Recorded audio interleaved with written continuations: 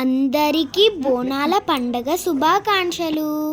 మా ఇంటి బోనాలని మేము ఎలా చేసామో చూడండి. నేను మా నానమ్మని చూస్తూ ట్రై చేశా నా చిన్ని బోనాన్ని.